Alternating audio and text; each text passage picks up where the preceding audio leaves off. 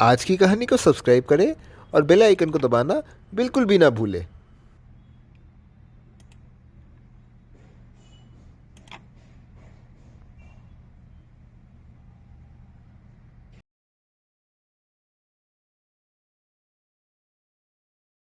एक दिन विजयनगर राज्य में राजा अपनी सभा बुलाते हैं।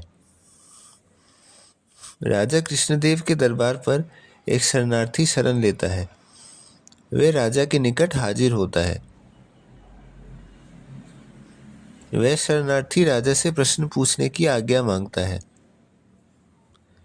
राजा उसकी आज्ञा को स्वीकार करते हैं। वह शरणार्थी पूछता है कि दुनिया में सबसे कीमती चीज क्या है। राजा को बहुत प्रकार के उत्तर सुनने को मिलते हैं। कोई मोतियों का हार कहता है अथवा कोई रत्न। राजा तभी तेनालीरामा से प्रश्न पूछता है। तेनाली उत्तर देता है, सबसे कीमती चीज है स्वतंत्रता। वह परदेसी तेनालीरामा से पूछता है, स्वतंत्रता, ये आपने कैसा उत्तर दिया है। तभी राजा कृष्णदेव राय तेनालीरामा से पूछता है, स्वतंत्रता कैसे सबसे कीमती है। तेनाली बताता है, आप मुझे कुछ दिन दीजिए, मैं आपको सिद्ध करके दिखाऊंगा।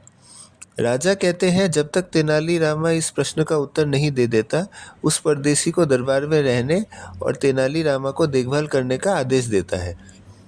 वह परदेसी कई दिन बीतते हैं। वह महल के भीतर रहता है।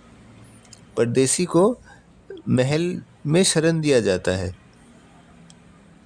कई दिन बीतते हैं। वह परदेसी शहर में उस नदी के किनारे जाना चाहता था, मगर सिपाही उस महल से बाहर जाने को रोकते हैं। उसको भरपूर सुख सुविधाएं दी जाती है, मगर वह महल के भीतर ही रहता था। इसी के कारण वह मायूस हो जाता था।